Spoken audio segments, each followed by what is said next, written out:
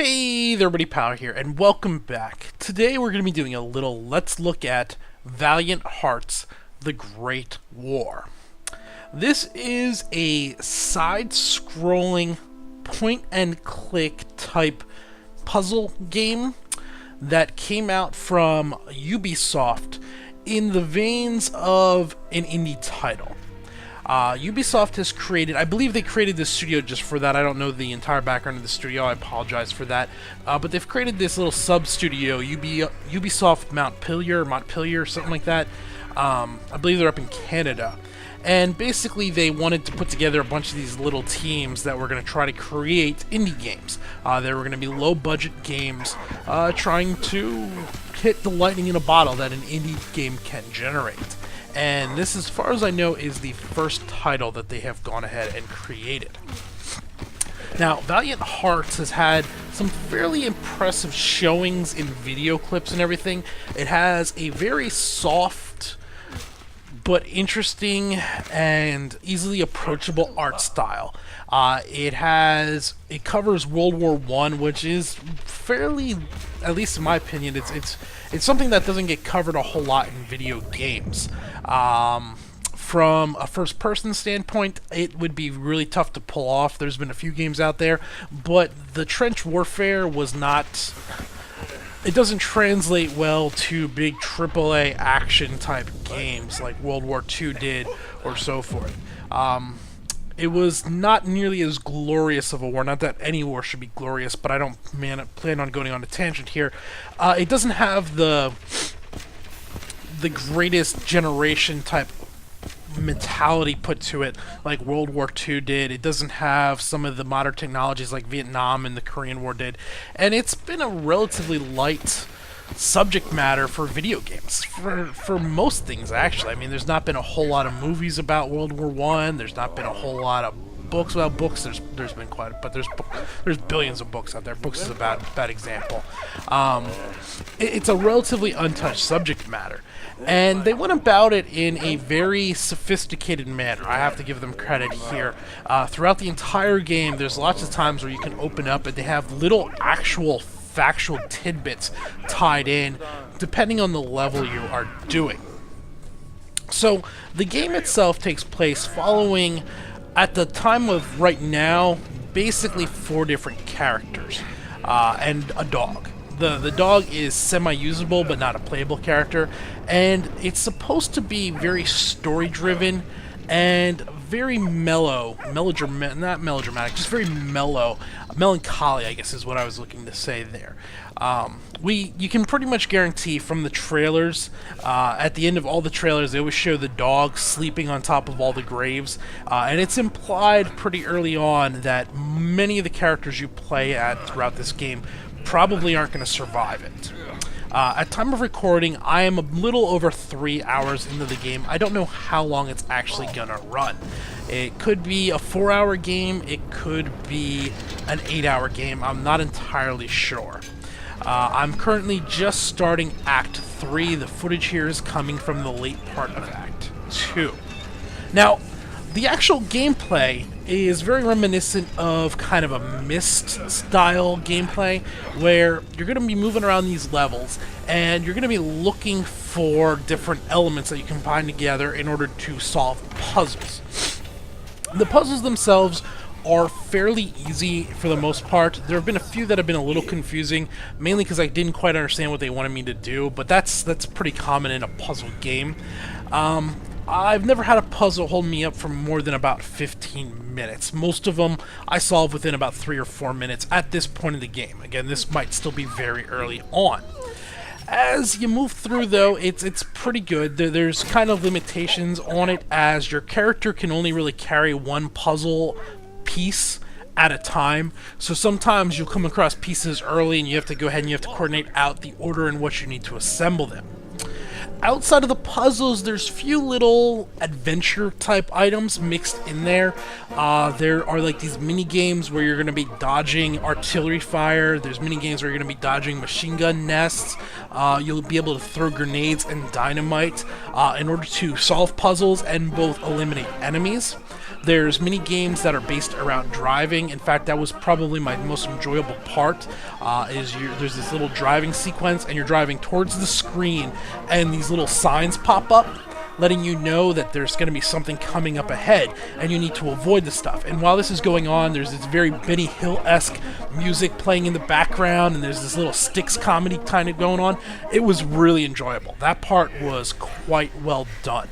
There's also one of the characters was a veterinarian and is now working kind of as a medic with the military forces.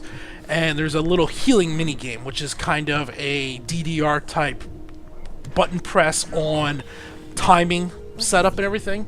So you have a mix of puzzle solving, these little mini games, overlapping a World War I story. Now, where this game looked like it was going to really, really shine through was it looked like it was going to try to set up some very heartwarming characters that you were going to want to see the story through. Unfortunately, as of about 3 hours in, I've not had this experience happen. And it's mostly because I think they try to overly emphasize what it is the characters are feeling. If your character is supposed to be sad, they'll show like these little blurbs of a sad face. If your character is supposed to be angry, they'll show a little cartoon bubble that'll pop up of an angry face. And it kind of takes away any of the actual connection. It's so forced. It felt like they really wanted to make sure no one didn't misunderstand the story, and so they painted it out in so black and white terms. It kind of missed the mark for me. And I gotta say, at this point in the game, one of the characters... How do I want to put this? Let's just say at this point in the game, there's already been several fairly sad moments. And at no point did I have any emotional connection with these guys and feel sad for them. And I think that's going to be a big fault of this game moving forward. It's hard to say if it's going to ever hit there. Now, if there's another 5 hours of gameplay, maybe at some point I will get that connection. Maybe by the end, you'll get that emotional attachment. But if after 3 hours, not one of the 4 characters I have that attachment to, that's not a good sign. Now, the actual presentation of the game beyond that is actually pretty well done. There's a combination of 2 different types of cutscenes. There's one CG animated one with a narrator over top of it. This one happens mostly in between each individual chapters. The narrator is actually very good, and I think they could have used him to more explain what was going on and less of these comic bubbles, and I think that would have actually done a pretty good job. The second part is kind of comic-type animations. You get these little slideshows rolling through of the characters in different events, and there's no actual vocals over this. They do kind of Charlie Brown-like adults. So if you remember Charlie Brown, whenever they talk to the adults, they got this wah-wah-wah-wah-wah-wah-wah-wah type thing going on. It's not quite as annoying as that, but it is very Charlie Brown-esque. There's not a there's you know that they're talking because there's noise, but you're not going to understand what they're saying. It's not an actual language. Instead, they're going to be gesturing here, and there's going to be these comic bubbles popping up with a sock in it telling you that they want a sock, or there's going to be a lunchbox popping up telling you that they want a lunchbox in order to solve this puzzle and everything. And that is how most of the story is told out. Unfortunately for me, those part of the stories just kind of miss. They're not bad, but for a game that I think needs so hard to get that emotional connection, because puzzle solving in a Myst style, at least for me, is not a very compelling gameplay. Puzzle solving in a Myst style element is what I was saying there. Does not make for very compelling gameplay. It's acceptable gameplay. It's good enough to keep things moving forward. It's enough to not drive me away. But it's not enough to make me say, I want to see what's going to happen next. In order for this game to really pull me in, at least, I think it needed to hit much sooner on these characters. One of the big problems is likely they tried to do all 4 characters too soon. Within the first 20 minutes of the game, you've played as 3 different characters, I think. At least 2. Maybe within the first 30 minutes. You played as 3 of the 4 primary characters. And when you're... I think they spread themselves a little thin early on. Had the story maybe built based off the one primary character, and you saw the other ones, and you saw how they interacted with the story, but you didn't actually play them until later on, or maybe do like 3 different, each chapter would cover one perspective of the story, they might have done a better job. But right now it's kind of got like a Pulp Fiction type effect going on, where you jump around from character to character, in just kind of not a random order, but you'll play one character, you'll advance ahead about an hour into the story, and then you'll go back to the other character and you'll play that character and you'll see what they did while that was going on and everything. And it just doesn't quite work for me. I'm intrigued enough. I'm gonna continue playing it, but I really hope the story picks up in the next hour, or I'm gonna get bored of this game, and that's a real shame, because the art style, the little stuff, the fine elements work quite well, and there could be something really strong here, but the story just, it's lacking something. This will also be noted also, I'm a cold, heartless bastard, so it could just be me. Other people might be emotionally attached to this from the beginning, and it might just be who I am as a person that it's not grabbing me. The only one I really like is the dog. The dog is awesome, and probably because there's no emoticons over his head. You gotta figure the emotions of the dog when he's whimpering and trying to dig somebody out of a dirt burnout pile. You know he's sad and he's worried for the person buried in the pile, rather than a bubble popping up saying, "Hey dummy, he's mad," or "Hey dummy, he's scared." The dog's the most relatable one out of the entire group. The dog's pretty cool. As going forward, $14, it's a tough sell. $15, not $14. $15 full price.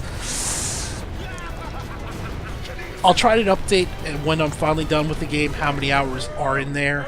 If it turns out to be an 8-hour gameplay, I can see $15 for it.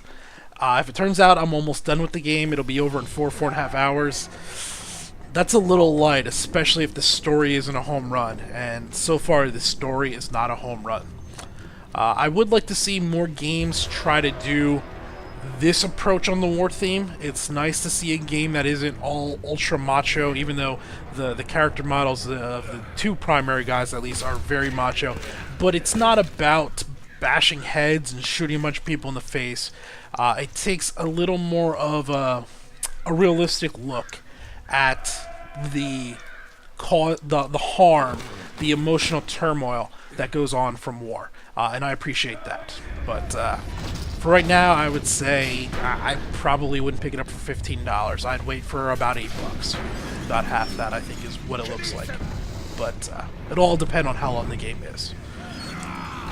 Alright, I think that about covers it. I might update again, like I said, once I'm done with the game, if I ever finish it and everything, let you know how long it is. Until then, though, this has been Paler. Thanks for watching.